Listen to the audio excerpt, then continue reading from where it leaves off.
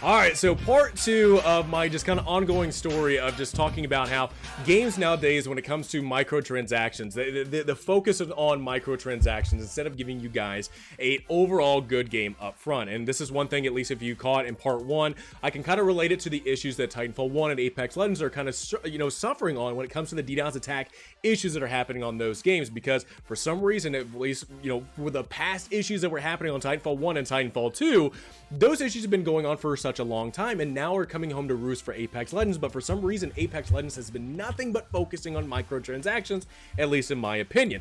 Well, another thing that got kind of brought up to my mind, and the reason why I wanted to make part two of this, is because of the issues that apparently Blizzard is having recently. Now, for you guys that know me, and the one thing that I've been talking about a lot on Twitter, and the one thing that I've been trying to make more videos on, is Star Wars: The Old Republic. Now, I've been playing a lot of the Star Wars: The Old Republic. It's a game that I fell in love with back in 2011. We're coming up on the 10-year anniversary on it, and I've had a lot of enjoyment in that game. And the one thing that just has drawn me into Star Wars: The Old Republic is that they've been focusing quite a bit on the storyline. Now, at first, when it came out, it came as a game that really wasn't friendly to solo players. Now, that was the one thing about BioWare in its history, is that BioWare was kind of known for making Mass Effect, making Knights of the Old Republic, and all these games, even Dragon Age, that were friendly to single-player gameplay. It was a campaign that you played by yourself back in the day. Well, Star Wars: The Old Republic didn't start off that way, but has become a somewhat solo gaming experience, but also has flashpoints and raids and stuff like that you can do with groups. And they do have microtransactions, and that's one thing, at least from me, that I've experienced in Star Wars: The Old Republic, is that the biggest focus, for at least for BioWare, in my opinion, has been for the storyline and what they've been able to do with Knights of the Eternal Throne, Shadow of Revan, and even what we've been kind of going on right now with the new the old Enclave Flashpoint and stuff like that, and what they're wanting to do with Malgus and stuff like that, and that storyline. They've done a very good job of being able to articulate and show even more story content, with also adding new activities along with it. Every single week, it seems like there's a new activity going on and on.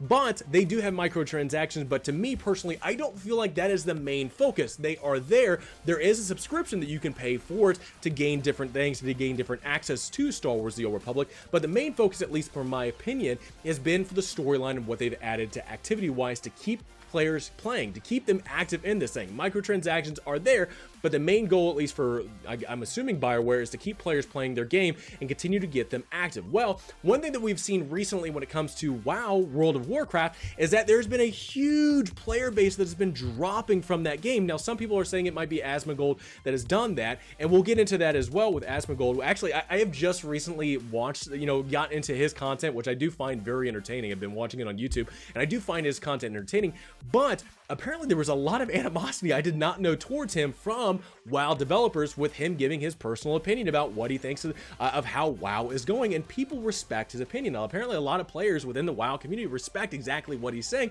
because he actually articulates exactly how the entire community is feeling, and that's apparently why there's a lot of animosity, at least when it comes to the devs of WoW, towards him. Well, recently, not only has WoW been losing a lot of players because of certain issues in it when it comes to gameplay, microtransactions, of what Blizzard has been focusing on, with at least when it comes to WoW, but Asmongold moving over to Final Fantasy XIV, they again lost even more players with that. So today I want to talk about exactly the issues that Activision and Blizzard have been facing when it comes to WoW in this game, and again focus on exactly as well when it comes to Grum's focus on the reason, like what's going on with Blizzard. Why is this happening within Blizzard, that not only are they going after players for giving their perspective, and Twitch streamers, stuff like that. There's a lot of influence when it comes to these games, and the biggest influence when it comes to these games is profit. How much do you actually make for the game? How much money do you make for the content of it? When it comes to these games, it used to be, let's push out a good game, let's push out a good experience and keep people hooked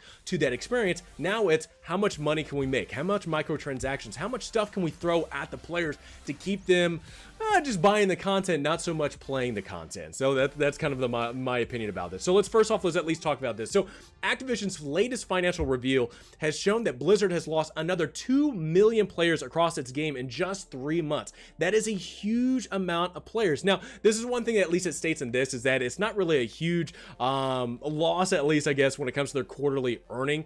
They did talk about how much money they may make it, and again, that's one of those focus things. And I know a lot of people can agree with me when you look look at EA and Activision, stuff like that, you look at them going, they want to make money, they want to make profits, they want to make money for their executives, and be damned at the good gaming experience, the good storytelling and stuff like that. As long as the game is continuing to bring in money, it doesn't matter. Bring in money, I don't care what it is, just do whatever you can to bring in more money, and that's all they really care about. And it's kind of the damning thing about gamings nowadays, because it used to be back in the day, like I've said in my part 1, is that it used to be about making good gaming experience, making very fun experience that you can talk with your friends, enjoy with your friends, share with your friends, saying, dude, you got to play this game was awesome, the story was amazing, it was an awesome fun experience. And that's at least when it comes to Titanfall 2. With that game, my god, there were so many people, you know, with how bad that game released, having people out there saying, dude, you got to play Titanfall 2, it's a fun game. Even now, 5 years later, it's a fun game to get people playing, and it's still funny to know that people were still talking about it up until the part of the DDoS attacks that were happening. But even to me personally, I enjoyed Star Wars: The Old Republic because of what it offers, what activities and storylines, and that game's going on 10 years old this year. The 10th anniversary is this year, but I'm still talking about it and still pushing it. Apparently, when it comes to Blizzard and with what's happening with WoW, it doesn't seem like a whole lot of people are talking about it and encouraging people to play it. It's all about exactly who's in that community, who's in the WoW community, with Asmongold saying, you know what, he's giving his opinion about it, he's giving his opinion about the game. Apparently the devs don't like it, but apparently a lot of the community members within the WoW community enjoy his content, enjoy what he has to say, and is actually agreeing with what he has to say about the entire situation. Now the one explanation, at least when it comes to exactly what's happening with WoW, is Asmongold and what he's been doing with changing over to Final Fantasy and some of the stuff that he's had, the open opinions that he's had about WoW, and the way that game is going when it comes to not delivering a good gaming experience, but delivering microtransactions and not really coherent storylines. And even in this, another explanation of Final Fantasy's 14 player bump might be the World of Warcraft story. Back in June, Blizzard released Chains of Domination, World of Warcraft's latest content patch.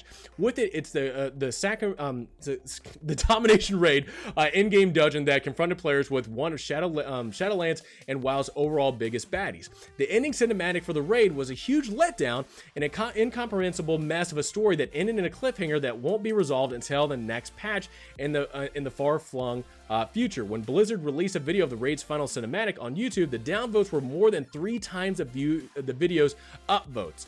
So people were not enjoying the content. The people were not enjoying what Blizzard was pushing out. And again, that is the one thing, at least from reporting from Kotaku, is that players were upset with the content they were pushing out. Players want a fun, cinematic, and enjoyable storyline. And that's, so again, one interesting thing about gamings nowadays is that story be damned, make money, man.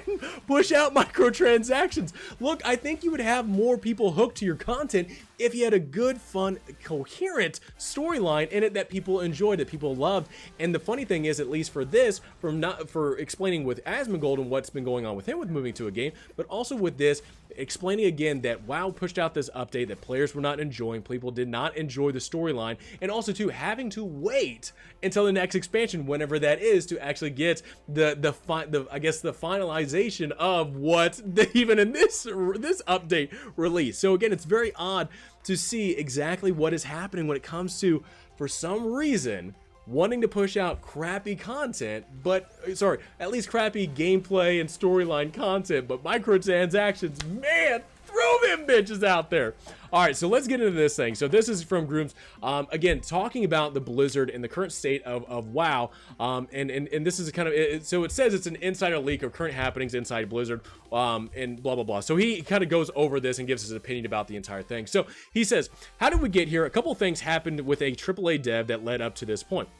The biggest thing is the money. Yes, the money is the biggest thing. It's all about executives. They got to get the money. Be damned if it's a fun game, man. Be damned. Now, look, I like capitalism, man. I like money. I enjoy my job as a firefighter, helping people out and stuff like that, earning money. I get it. You got to make your money whatever way you have to, apparently. But at least for this, if you're going to be selling a product, make a fun game, make a fun experience. Don't con the players out of a terrible game, out of a terrible experience with your microtransactions. So once a AAA game got bigger than all the media, you started attracting a lot of execs who were in it to immense profit versus the love of game making. So again, profit was bigger and a better thing to focus on than love of game making. So even he says it. So this change has started at the top and has made it made worse by game companies going public. This starts to flow down to the middle management, who is starting to make serious cash. The why of game company changes. Instead of going for games that would love to play and identify as gamers themselves,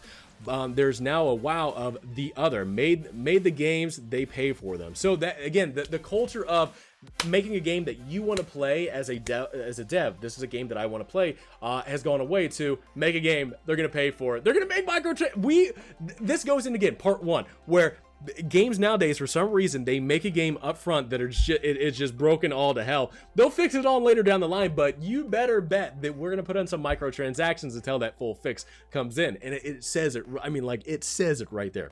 So OG Blizzard culture used to be, we are gamers, right down to the reception of we make a game for ourselves because we are gamers. That is now gone, and devs at a AAA studio are distinctly us versus them, the whiny entitled gamers. So them is whiny entitled, so probably me. Asmon Gold, so many other people that talk about it and give their opinion about it. I don't know if it's exactly with every studio, but that's at least from what we've been seeing, at least when it comes to comparing to with WoW, with Blizzard.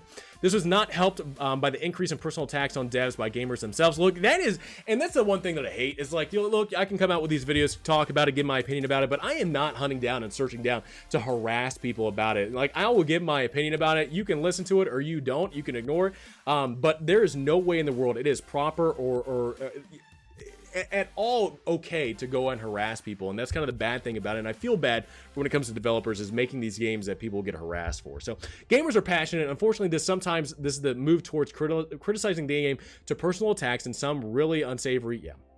So again, this is one thing, even with Respawn, what we've been happening with that, people harassing developers, which it just kind of sucks, because I met some people at Respawn that are pretty cool. But let's get back to the money. Once games were obviously money makers and everyone started to play them and cool rep, you started to attract different types of developers. The first wave did it for free, made very little money, very little success, just to make a dream. And the funny thing is about this, and I think it actually gets into this as well as we read through it, is that a lot of developers, even with BioWare, the original makers of KOTOR or even Mass Effect, have left BioWare. So even for BioWare, it's a different company, and I imagine with a lot of other places, it's different companies as well. Even Respawn, people have left. I don't know if it's exactly for this reason.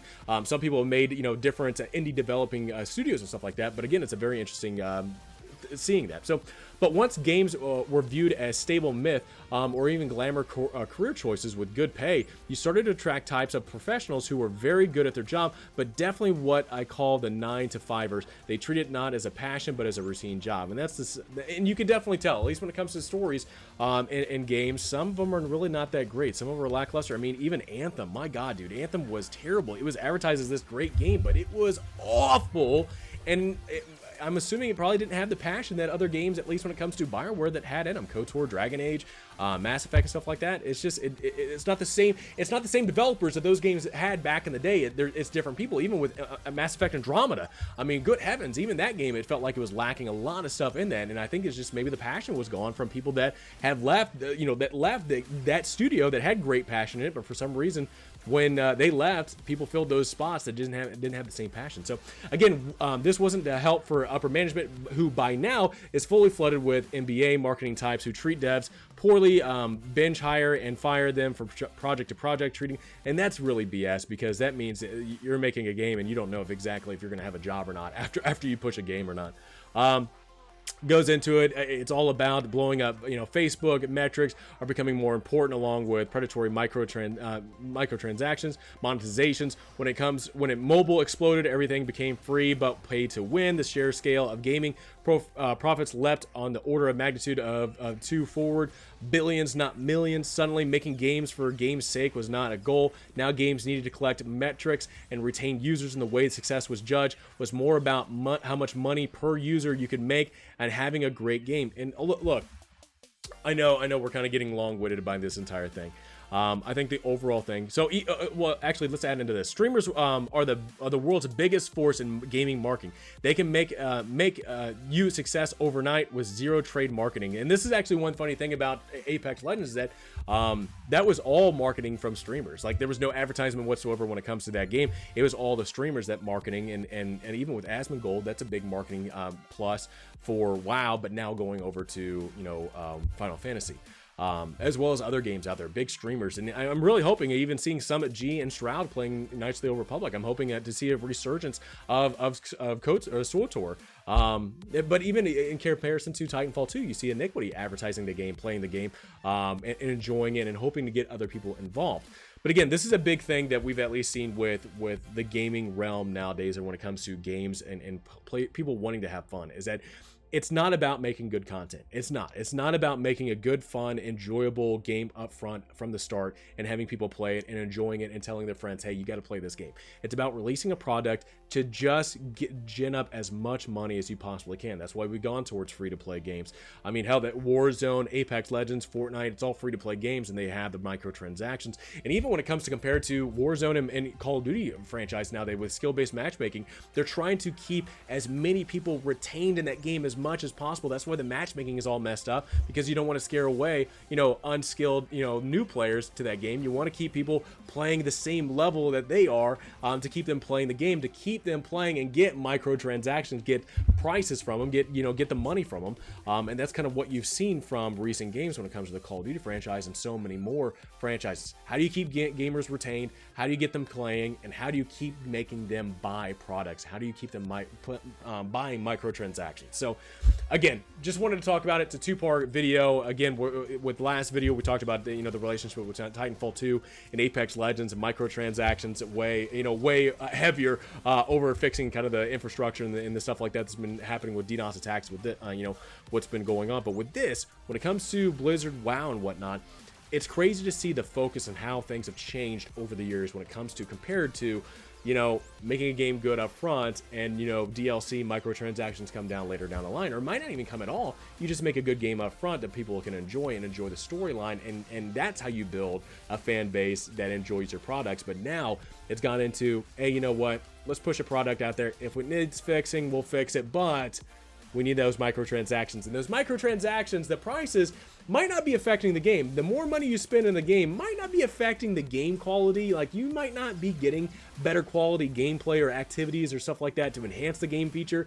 Those microtransactions and that money is actually kind of going to executives and employees and stuff like that, instead of making a better product with that money up front. So that's at least my point. That's my perspective, my opinion from this entire situation. But again, it's just a very interesting situation that we're at least seeing from not only from other game studios from EA, but even with Activision and Blizzard and what's happening with WoW. So guys, wanted to talk about it, made it in two parts. Let me know in the comments below, what do you guys think about this?